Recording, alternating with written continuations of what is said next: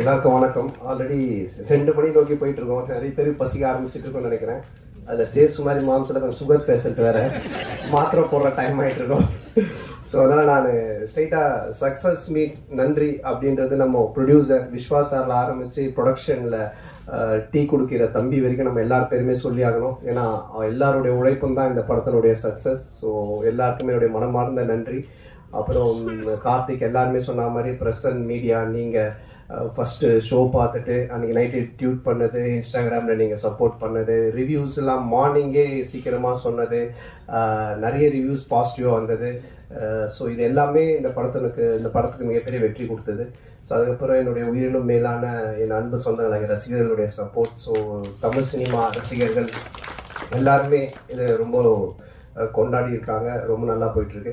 அப்புறம் இந்த படத்துக்குடைய மிகப்பெரிய வெற்றிக்கு காரணம் இங்கே உட்காந்துட்டு இருக்க எல்லாருமே தான். தனித்தனியாக எல்லாரும் பேரும் சொல்ல முடியாது. ஏன்னா நான் ஆஸ் எ ஹீரோவாக அந்த கேரக்டரை நான் ட்ராவல் பண்ணி போயிட்டு இருக்கும்போது இவங்க அவங்களுடைய ஜாப் வந்து ரொம்ப நல்லா பண்ணாங்க. இவர்கிட்ட ஆரம்பித்து சாட்ட ஆரம்பித்து இங்கே உட்காந்துட்டு இருக்க எல்லாருக்கிட்டுமே நம்ம சொல்லலாம். ஸோ இவங்க எல்லாரும் நடித்து ஆடியன்ஸை கவர் பண்ணதான் இந்த படத்தினுடைய மிகப்பெரிய சக்ஸஸ், என்னோட நடிப்பை விட. ஸோ அவங்க எல்லாருக்குமே என்னுடைய மனமார்ந்த நன்றி நான் தெரிவிச்சுக்கிறேன். அது மட்டும் இல்லாமல் இந்த படம் இல்லை, என்னுடைய எல்லா படங்கள்லையுமே என் கூட நடிச்சவங்க எல்லாருமே இருப்பாங்க. எல்லா படங்களும் வித்தியாசமான கேரக்டர்ஸில் கண்டிப்பாக கூட ட்ராவல் பண்ணுவாங்க. ஸோ அது கண்டிப்பாக உறுதி. அதுக்கப்புறமா ஹீரோயின் அவங்க என் கூட இருப்பாங்களான்றது நான் டைரக்டர்கிட்ட கேட்கணும். அடுத்த படத்தில்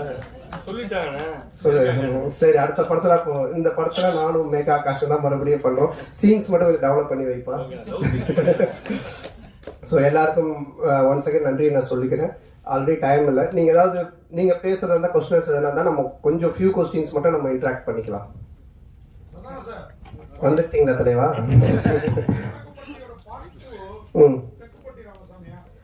இல்ல தெற்குப்பட்டி தென்ராசு அப்படின்னு சொல்லி நாங்க ஒண்ணு யோசிச்சு வச்சிருந்தோம். ஆக்சுவலா வடக்குப்பட்டியில இருந்து அந்த சைடு போயிட்டோன்னு. பட் இப்போ அதை விட வேற ஒரு ப்ராஜெக்ட் போயிட்டு இருக்கிறதுனால இது கண்டிப்பா பண்ணுவோம்.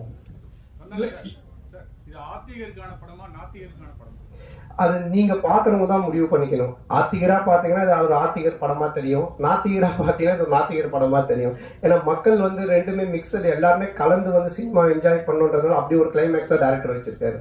நீங்க ஆத்திகரா நாத்திகரா?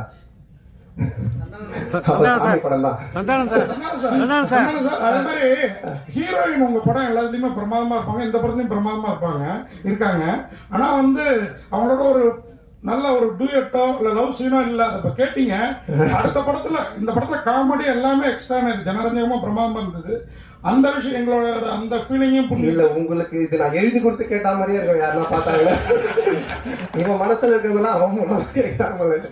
இப்போ கூட நான் சொல்றேன், இந்த காஸ்டியூமும் இந்த ஹேர் ஸ்டைலும் வேற யாராவது போட்டு வந்தாங்கன்னா நன்னு படத்துல வர பேய் மாதிரி தான் இருப்பாங்க. ஆனா அவங்கள பாருங்க எவ்வளவு பியூட்டிஃபுல்லா இருக்காங்க. இவங்களோட எந்த சீனுமே இல்லதான். நான் தான் கேட்டேன் கார்த்திகிட்ட, இவ்வளவு உங்களை பேர் தான் வச்சிருக்கேன், ஆனா இந்த ரசனை வர மாட்டேது, நான் என்ன பண்றது? அதனால அடுத்த படத்துல கண்டிப்பா வச்சிருக்காரு. கேட்டுங்க, அவங்க கேக்குறாங்க, நான் கேட்கலங்க. இந்த படத்துல பெரியார மீன் பண்ணி கொண்டு போற மாதிரி போயிட்டு கடைசியில கடவுள் இருக்கார் அப்படின்னு சொல்லிட்டீங்க. பட் ஆனா சொல்லும் பொழுது பாத்தீங்கன்னா பல விஷயங்கள் உண்மையா இருந்தது. ஏன்னா குறிப்பிட்டு பாத்தீங்கன்னா பல கோயில்கள் இந்த மாதிரி விஷயங்கள் பண்றாங்க. நீங்க எந்த கோயில குறிப்பிட்டு இதுல காமிச்சிருக்கீங்க? அதான் காமிச்சிருக்கீங்க, கர்நாடகா கோவில். இல்ல நீ இந்த கொஸ்டினை வேற மாதிரி மீன் பண்ணி கொண்டு போற போல. அந்த மாதிரி எந்த கோவில் எதையுமே நம்ம இது பண்ணல. எந்த கோவிலா இருந்தாலுமே அதை வச்சு கடவுளை வச்சு காசு பண்றவங்க மேல தப்பு. அதே மாதிரி அந்த கடவுள் நம்பிக்கையை வச்சு அரசியல் பிரச்சனை பண்றதும் தப்பு அப்படின்றதான் காமிச்சிருக்கோம். உனக்கு எப்படி தோணுது? கடவுள் நம்பிக்கை இருக்கிறவங்களுக்கு இருக்கு, இல்லாதவங்களுக்கு இல்ல. சோ அதனால அவங்க 2 பேருக்குமே அதை பொதுவா தான் வச்சிருக்கோம். ஏன்னா என்ன பொறுத்தவரைக்கும் இருக்கு, நான் சாமி கும்பிடுறேன், நான் ஆன்மீகவாதி, நான் கடவுள் நம்பிக்கை விடுறேன், கையில கயிறு கட்டிட்டு. அதனால என்ன பொறுத்த வரைக்கும் இருக்கு. இல்லாட்டி நான் சூழ வச்சுட்டு நிக்கவே மாட்டேன். அதனால சார் இந்த படம் ரிலீஸுக்கு அப்புறம் இந்த முன்னாடியான கேட்டாங்க அந்த இஷ்யூ, அது மக்களுக்கு கிளியர் ஆயிடுச்சுன்னு நம்புறீங்களா? ஆமா, இல்லைன்னா இது வெற்றி படமா இருக்காது. யாருமே சிரிச்சிருக்க மாட்டாங்க, கைத்தட்டி இருக்க மாட்டாங்க, ரிவ்யூஸ் நல்லா வந்திருக்காது. நீங்க எல்லாம் பார்த்துட்டு பாராட்டி எழுதியிருக்க மாட்டீங்க. நீங்களே இந்த கேள்வி கேட்டிருப்பீங்களா? வேற ஏதாவது தான் எழுதியிருப்பீங்க. அதனால அது மக்கள் ஏத்துக்கிட்டாங்க. மக்களுக்கு புரிஞ்சிருச்சு இவங்க என்ன சொல்ல வந்திருக்காங்க. அதுவும் இந்த கண்டென்ட் இன்னைக்கு காமெடி பொறுத்த வரைக்கும் ஹாரர் காமெடி, அப்புறம் ஃபேமிலி காமெடி, இப்படி நம்ம லவ் ராம காமெடிலாம் போகலாம். ஆனா ஒரு சோசியல் காமெடி பண்றது ரொம்ப கஷ்டம். டைரக்டரால ஈஸியா பண்ணவே முடியாது. ஏன்னா சோஷியல் கண்டென்ட்ல கை வைக்கும் போது ரொம்ப பார்த்து வைக்கணும். ஏன்னா 2 விதமான ஆட்களுமே இருப்பாங்க. ஸோ அது ரொம்ப கார்த்திக் பியூட்டிஃபுல்லா ஹேண்டில் பண்ணதுனால 2 விதமான ஆடியன்ஸுமே என்ஜாய் பண்றாங்க. நாத்திகரும் என்ஜாய் பண்றாங்க, ஆத்திகரும் என்ஜாய் பண்றாங்க. ஸோ அதுக்கு உண்மையிலே டைரக்டர் தான் நம்ம பாராட்டு சொல்லணும்.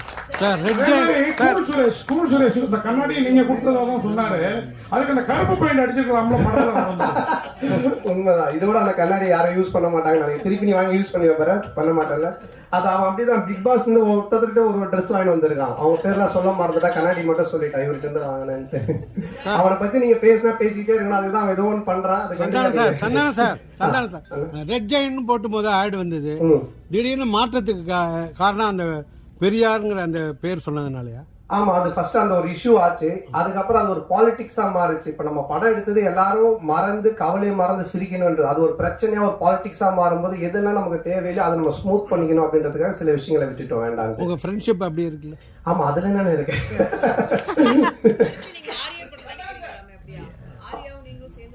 ஆமா ஆமா, அதுல ஒரு ஹீரோயின் கிடைச்சிட்டாங்க, இன்னொரு ஹீரோயின் மட்டும் கிடைக்கல. கொஞ்சம் அப்படியே பாத்துக்கிட்டு இருக்கோம். எங்க பத்திரிகை உலகின் நயன்தாரா மட்டும் அனுஷ்கா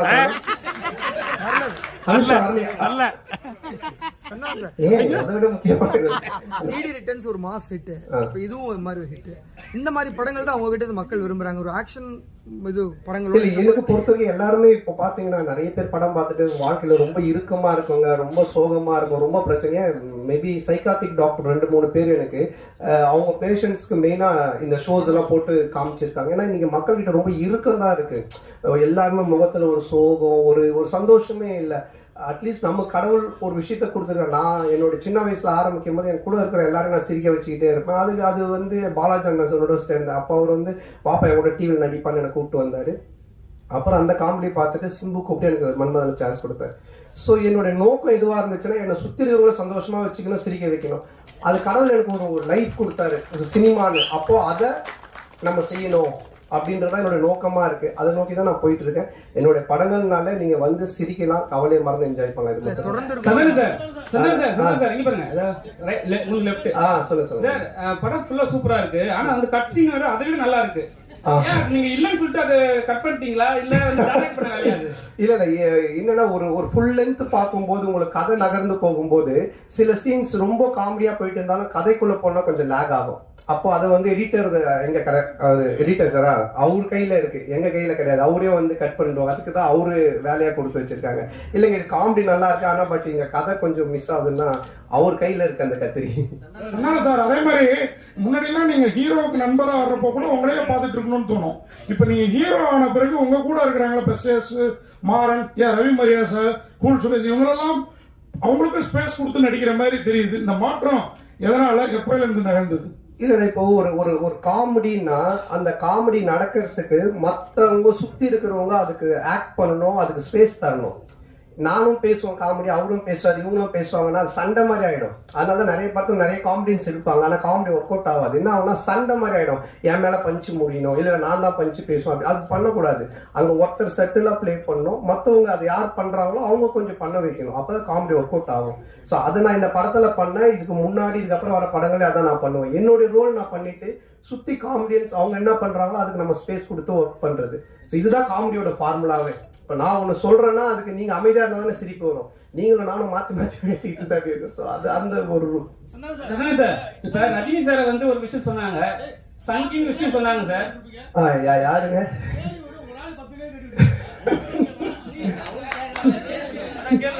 சரி அண்ணன் கேட்டு முடிக்கிட்டு அண்ணன் கேட்டு அண்ணா தரேன்.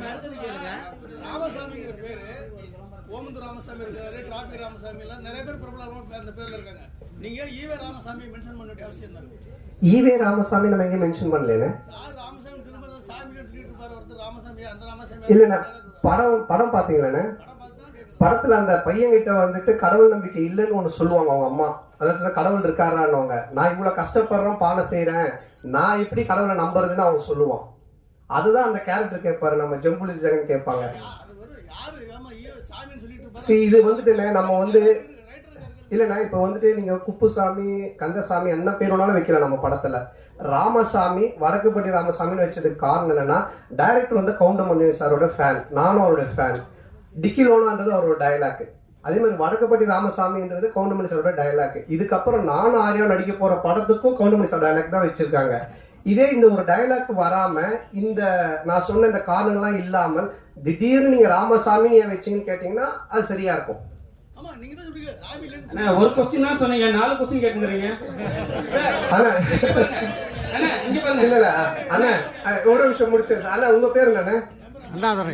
அண்ணாதுரை. அப்ப நீங்க வந்து ஏடிஎம்கேல வந்துட்டு இதுவா இருக்கீங்களா? இல்ல இல்ல பெரியார் பெரியார் பெரியார் டிஎம்கே இருந்து ஏன் நீங்க அண்ணாதுரை பேர் வச்சிருக்கீங்க அப்படின்னு கேட்டா என்ன சொல்லுவீங்க? என்ன பார்த்து வச்சுக்கோங்க. அண்ணா சோசியல் மீடியால வந்து சங்கின் வந்து ஒரு பெரிய ஆக்டர் சொல்லியிருந்தாங்க. அதுக்கப்புறம் நீ அந்த ஈவேர மேட்டர் எடுத்துட்டு வந்து உங்களையும் வந்து சங்கின்னு சொன்னாங்க. அதுக்கு ஏதாவது பதில் இருக்கா உங்களுக்கு? சங்கின்றது என்னங்க? இப்ப நான் கூட 6வது நான் வந்து 6வது இல்ல நான் ஸ்கூல் படிக்கும்போது ஒரு பொண்ணை லவ் பண்ணியிருந்தேன். அந்த பொண்ணு பேர் சங்கீதா. நான் சங்கின்னு தான் கூப்பிடுவேன். அதுக்காக சங்கி ஆயிடுமா? Next okay. அதே டைம்ல இப்போ ஒரு கேள்வி. நெருங்கல் ரவி சார் பேசுறப்போ வடக்குப்பட்டி ராமசாமிக்கு சலாம் போடுங்கன்னாரு. லால் சலாம் ரிலீஸ் ஆயிருக்கு. அடுத்த வாரத்தை நோக்கி போறதுனால அந்த டயலாக் யூஸ் பண்ணாரா தெரியலீங்களா? சார்ட்டு தான் கேட்கிறேன் அவர் என்ன மீனிங்ல சொன்னார் அப்படின்னு சொல்லிட்டு.